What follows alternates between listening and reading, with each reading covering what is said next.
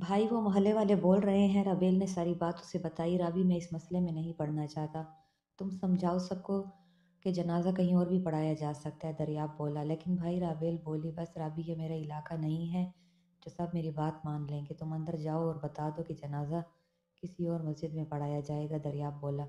اور دریاب صاحب، واہ، موقع ایسا ہے ورنہ میں آپ کی اس بات پر تالیاں ضرور بجاتی۔ نور ان کی باتیں سن رہی تھی، اس لیے ایک دم سامنے آ کر بولی۔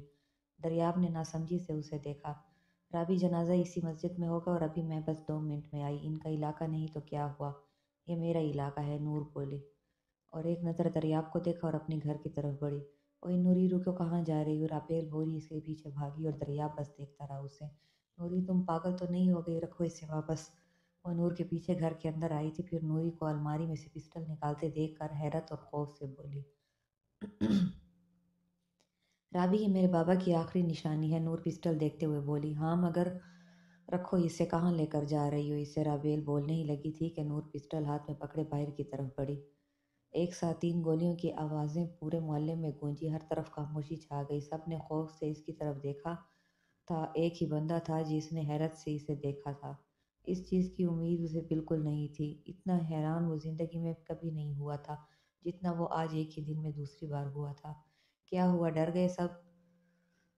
آؤ آگے، روکو جنازہ جانے سے۔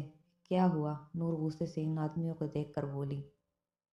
راحیل بھائی جنازہ لے کر آئیں، میں دیکھتی ہوں کون روکتا ہے جانے سے۔ ہر طرف خاموشی چھا گئی تھی، دوسری طرف منہ کر کے بولی۔ راحیل اس کی کلاس فیلو کا بھائی تھا، سارے جنازے کے وقت وہاں پہنچ چکے تھے جس کو اس نے فون کیا تھا۔ اس کے کہنے پہ راحیل، دریاب اور لوگوں نے مل کر جنازہ اٹھایا، اور سب سے تکلیف دہ لمحہ یہ تھا کہ رابعہ کی چیخیں دلوں کو زخمی کر رہی تھیں۔ پتہ نہیں وہ کیسے لوگ تھے جن کا دل پگھل ہی نہیں رہا تھا۔ یوں ہی جنازہ مسجد تک پہنچا اور جنازہ پڑھا کر قبرستان تک۔ جنازہ اتنا زیادہ اکٹھا ہو چکا تھا کہ مسجد میں جگہ کم پڑ گئی تھی، لوگ مسجد کے باہر بھی موجود تھے۔ رابعہ دنیا میں اکیلی رہ گئی تھی، دنیا کے طعنے سننے کے لیے اب نہ ہی اس کے آگے کوئی کھڑا ہونے والا تھا اور نہ اس کے پیچھے۔ کیا قصور تھا اس کا یا اس کے ماں باپ کا؟ ماں کا یہ قصور تھا کہ اس نے غلط کام سے توبہ کر لی، باپ کا کیا قصور تھا؟ یہی کہ اس نے توبہ کرنے والی اس عورت کو عزت سے اپنے نکاح میں لیا۔ اگر وہ عورت توبہ نہ کرتی تو کیا دنیا کی نظر میں صحیح ہوتی؟ یا کیا اگر وہ آدمی سے نکاح کی بجائے کسی غلط کام کے لیے استعمال کرتا تو کیا وہ دنیا کی نظر میں شریف رہتا؟ ان سب سوالوں کے جواب تو نہ مل سکے، مگر وہ دونوں اللہ کو پیارے ہو گئے۔ ہم مسلمان بھی کتنے عجیب ہیں نا، یہ تو مانتے ہیں کہ اللہ جب چاہے جسے چاہے ہدایت کے راستے پر چلا سکتے ہیں، مگر جب کوئی ہدایت کے راستے پر چل کر سارے غلط کاموں سے توبہ کر لے تو ہم کیوں ان کے غلط کاموں کو نہیں بھولتے؟ اللہ بھی تو ہمیں توبہ کرنے پر معاف کر دیتا ہے، پھر یہ انسان کیوں ایسے ہوتے ہیں؟ آخر کیوں؟ رات کے 2 بجے کا ٹائم تھا، سب سو چکے تھے، اسے نیند تو بہت آ رہی تھی مگر وہ سو نہیں پا رہا تھا۔ جب آنکھیں بند کرتا، نور سامنے فائر کرتی ہوئی آ جاتی۔ کیوں؟ اوئے بھائی دریاب، پاگل واگل تو نہیں ہو گیا تو؟ ایک دم اٹھ کر بیٹھ گئے اور بڑبڑائے اور اپنے ہی سر پر تھپڑ مارے۔ وہ انتہائی بدتمیز لڑکی ہے، بڑے چھوٹے سے بات کرنے کی تو تمیز ہے نہیں اسے۔ اف دریاب، مت سوچ۔ لیکن وہ واقعی فائر کر رہی تھی، لڑکیاں فائر کی آواز سن کر کانپ جاتی ہیں، تو وہ کیا چیز ہے؟ اف یہ لڑکی بھی۔ وہ بڑبڑاتا ہوا خود ہی ہنسنے لگا۔ جو بھی ہے، لیکن یہ لڑکی کسی خفیہ کتاب جیسی ہے، اور زبان اللہ معاف کرے، اتنا تو بڑا میرا گاؤں نہیں ہے جتنی بڑی اس کی زبان ہے۔ وہ تو شکر ہے اس نے ہوائی فائر ہی کیا تھا، جیسی وہ ہے مجھے تو لگا کسی کا سر کھول دے گی۔ آج توبہ کیسی کیسی دوستیں بنا رکھی ہیں رابی نے، ایسی لڑکیاں خود تو اپنی حرکتوں کی وجہ سے مشکل میں پڑتی ہے، ساتھ اپنے دوستوں کو بھی پھنسا دیتی ہے۔ سارا قصور ماں باپ کا ہے، بہت ڈھیل دے رکھی ہے اسے۔ وہ ایک لڑکی ہے لیکن اس کو لڑکا بنا کر رکھا ہے۔ چلو اور کچھ نہیں تو شکر ہے حجاب تو کرتی ہے، لڑکی لگتی بھی ہے وہ بس حجاب کی وجہ سے۔ خیر مجھے کیا، میری بلا سے وہ جو مرضی کرے، میں فضول میں اس کے بارے میں سوچ رہا ہوں۔ دریاب راجپوت، سو جا، سو جا، تجھے اللہ کا واسطہ، وہ بولا اور پھر سے سونے کے لیے لیٹ گیا۔ ہمارے گاؤں میں یہ چلی جائے تو واقعی لوگوں کو پاگل کر دے، ہنستے ہوئے بولا اور آنکھیں بند کر لی۔ جو لڑکی دریاب راجپوت کو اپنے بارے میں سوچنے پر مجبور کر سکتی تھی، وہ کچھ بھی کر سکتی تھی۔ وہ خر دماغ ویسے تو بڑا غنڈہ بنا گھومتا ہے آوارہ کہیں کا، لیکن جب بات کہیں کسی کی مدد پر آ جائے تو جی ان کا جناب کا علاقہ وہ علاقہ نہیں ہوتا۔ واو! ویسے ہر وقت پسٹل ہاتھ میں پکڑ کر ایسے گھومتا ہے جیسے 4 بندے دن کے مار دیتا ہے، اور تو اور غصہ ایسے ہر وقت ناک پر رکھتا ہے جیسے پتہ نہیں ڈی سی لگا ہوا ہے۔ مجھے تو لگتا ہے آخری بار اپنے پیدا ہونے پر ہنسا ہوگا۔ عجیب انسان ہے، کیا تھا اگر ایک بار بات مان لیتا۔ خیر دفعہ، مجھے کیا، میں خود اپنی پریشانی کا حل نکال سکتی ہوں۔ غلطی ہو گئی، جو راوی سے بولا کہ اس سے بات کر لے۔ بڑا آیا دریاب راجپوت آخری میں گندا سا منہ بنایا۔ بابا آپ کو پتہ، وہ اپنے ابو کی تصویر سامنے اور رکھی اور انہیں یہ باتیں بتانے لگی جیسے وہ سامنے ہی بیٹھے ہوں، اور بات کا اختتام آنسوؤں سے ہوا۔ پھر وہ اٹھی کھڑی ہوئی اور بہت دیر آسمان کو دیکھتی رہی جیسے کچھ بہت قیمتی چیز ڈھونڈ رہی ہو۔ عائشہ کے تایا اسے اپنے ساتھ لے گئے تھے۔ پہلے تو وہ مان نہیں رہی تھی، پھر بہت مشکل سے سب نے منایا، آخر جانا ہی تھا۔ اکیلی کیسے رہتی، اپنا گھر چھوڑنا کون سا آسان کام تھا، جہاں اس کے ماں باپ تھے، جہاں اس کی خوبصورت یادیں جڑی تھیں۔ عائشہ کے جانے سے ان سب کو بھی بہت حوصلہ ہوا، اب کم سے کم ان لوگوں کی گھٹیا باتیں سننے کو نہیں ملیں گی۔ صبح فجر کے وقت وہ اٹھی، ہر روز کی طرح نماز پڑھی اور قرآن پاک کی تلاوت کرنے بیٹھ گئی۔ گرمیوں میں بھی صبح سویرے کی تازہ ہوا انسان کو خوشگوار کر دیتی ہے۔ ہر طرف خاموشی تھی، صرف مختلف پرندوں کی خوبصورت آوازیں اس منظر کو مزید خوبصورت کر رہی تھیں۔ وہ چھت پر بیٹھی قرآن پاک کی تلاوت کرنے میں مصروف تھی۔ وہ صحن میں چرپائی پر سو رہا تھا جب اسے اپنے گرد کوئی ہلکی سی آواز محسوس ہوئی۔ اس نے سائیڈ پلٹی اور کانوں پر بازو رکھ لیا۔ آواز آنی بند نہ ہوئی تو وہ پھر سے سائیڈ پلٹ کر لیٹ گیا۔ کیا مصیبت ہے، کون لگا ہے اتنی صبح صبح میری نیند خراب کرنے؟ اسی نیند میں یہ سمجھ نہیں آ رہا تھا کہ وہ کیا آوازیں ہیں۔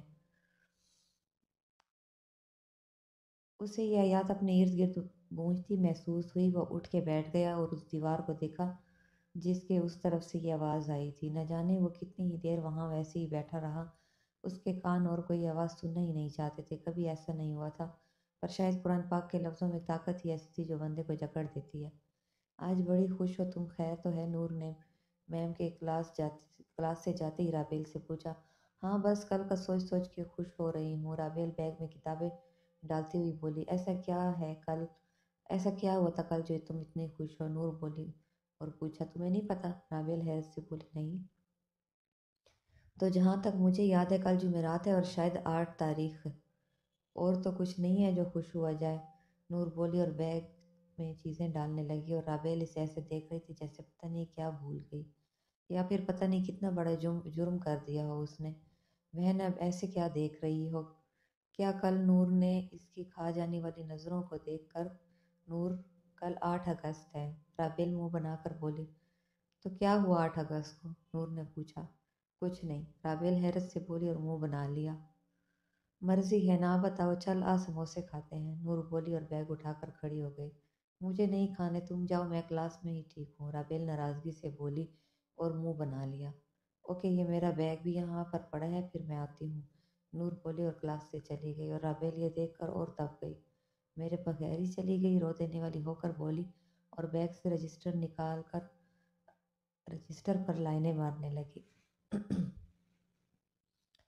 اس کو کیا ہو گیا یار؟ وہ ڈیلیوری دینے جا ہی رہی تھی تو بائک سٹارٹ کی مگر وہ سٹارٹ نہ ہوئی۔ میری جان کے ٹوٹے پلیز سٹارٹ ہو جا، تجھے اللہ کا واسطہ ہے پلیز ہو جانا، وہ بڑبڑائی اور پھر بائک سٹارٹ کرنے لگی مگر بائک سٹارٹ نہ ہوئی۔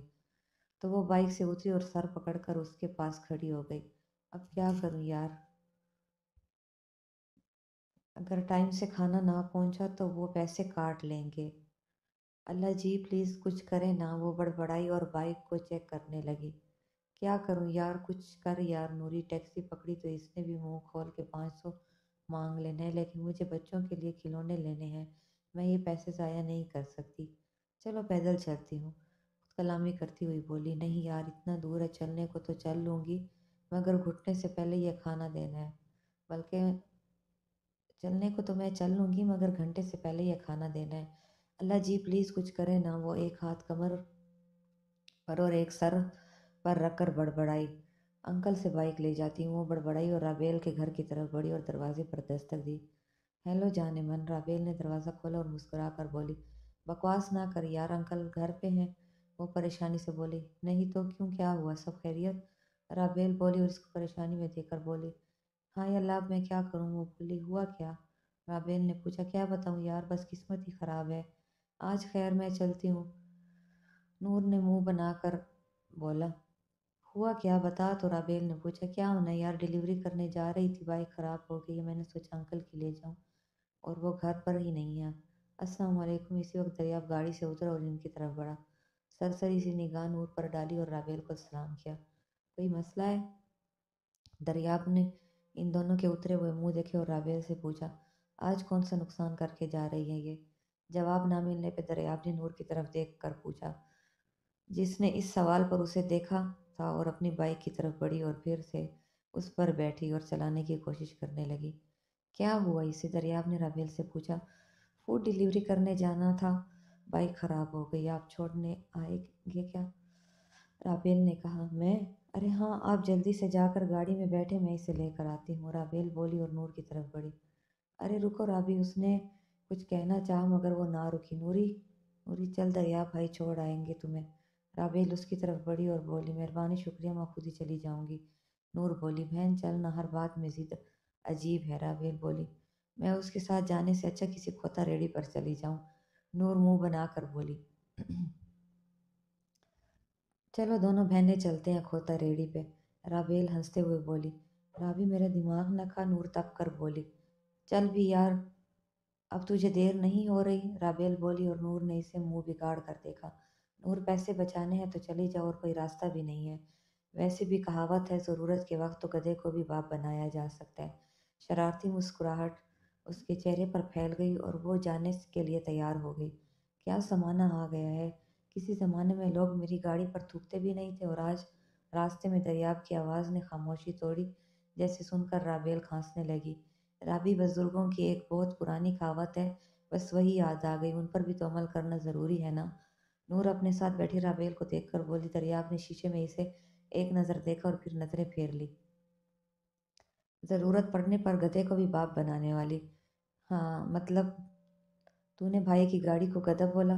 توبہ کرو میری اتنی مجال، اس گاڑی کو نہیں، اس کے مالک کو بولا، وہ بولی اور بڑبڑا کر اپنا جملہ مکمل کیا۔ کیا کہا؟ رابیل کو بڑبڑاہٹ کی سمجھ نہ آئی تو بولی، کچھ نہیں، موسم کتنا اچھا ہو رہا ہے نا، نور بولی اور بات تبدیل کی۔ رات کے 11 بجنے والے تھے، وہ راشدہ بیگم کے سونے کے بعد چھت پر آ گئی تھی۔ اب اس سے 12 بجے رابیل کو برتھ ڈے وش کرنی تھی، لیکن سمجھ نہیں آ رہا تھا کہ وہ کیا کرے، کیک بھی شام کا لا کر رکھا ہوا تھا، کیا کروں، کود جاؤں اس کی طرف، لیکن پھنس گئی تو۔ اف نور کچھ کر یار، ٹائم تھوڑا ہے، لے نام اللہ کا اور کود جا، بسم اللہ الرحمن الرحیم، اور بڑبڑائی اور دیوار کے پاس سٹول رکھا اور کیک پکڑ کر وہاں کھڑی ہو گئی۔ دوسری طرف اسے کوئی نظر نہ آیا تو کیک دیوار پر رکھا اور دیوار پر چڑھی۔ یہ کون ہے باہر؟ دریاب نے کھڑکی سے کسی کو اترتے دیکھا تو دراز سے پستول نکالی اور آہستہ سے دروازہ کھولا۔ سامنے کوئی چھپکلی کی طرح دیوار پر لٹکا ہوا نظر آیا۔ دبے پاؤں وہ آگے پڑا، اس کی طرف، شکر ہے یہاں تک تو پہنچی۔ اس نے چھلانگ لگائی، اپنے کپڑے جھاڑے اور اچھل کر کے ایک دیوار سے اتارا۔ اس کا منہ دیوار کی طرف تھا۔ دریاب آہستہ آہستہ پستول ہاتھ میں پکڑے اس کے قریب ہوا۔ ابھی وہ بولنے ہی لگا تھا کہ ایک دم پلٹی اور اسے دیکھ کر اتنا ڈر گئی کہ کچھ سوچے سمجھے بغیر کیک اس کے منہ پر دے مارا اور خود چیخنے لگی۔ دریاب اس حملے کے لیے تیار نہیں تھا۔ ارے وہ تو اس کی طرف سے ہونے والے کسی بھی حملے کے لیے بچپن سے ہی تیار نہیں ہوتا، کیونکہ وہ حملے ہی اتنے اچانک کرتی ہے۔ وہ جلدی سے آگے بڑھا اور اس کے منہ پر ہاتھ رکھا، جس کی چیخوں سے پورا محلہ اٹھنے والا تھا۔ خود منہ پہ بے شک پورا کیک تھپ چکا تھا۔ منہ پر ہاتھ رکھتے ہی اس کی چیخوں کو بریک لگ گئی اور وہ اپنی بڑی بڑی آنکھوں کو اور بڑا کیے حیرت سے اسے دیکھ رہی تھی، اور دریاب ایسا کھویا تھا جیسے فرصت ہی آج ملی تھی۔ نور نے اپنے ہاتھ سے اس کے ہاتھ کو پیچھے کرنے کی بہت کوشش کی، مگر اس کی گرفت بہت مضبوط تھی۔ ویسے تو جتنی مرضی بکواس کر لے، مگر جب اس بندے نے سن گلاسز نہ لگائے ہوں تو بات کرنا تو دور بات کی، ایک لفظ نکلنا مشکل ہو جاتا ہے۔ کشش تھی ایک عجیب سی، جس سے وہ بچنے کی ناکام کوشش کرتی تھی۔ اب بھی اس کشش سے بچنے کے لیے زور سے آنکھیں بند کیے کھڑی تھی۔ کیا ہوا یہاں؟ رابیل اوپر آئی اور حیرت سے وہاں کھڑی رہ گئی، اور دریاب ہوش میں آیا اور فوراً پیچھے ہوا۔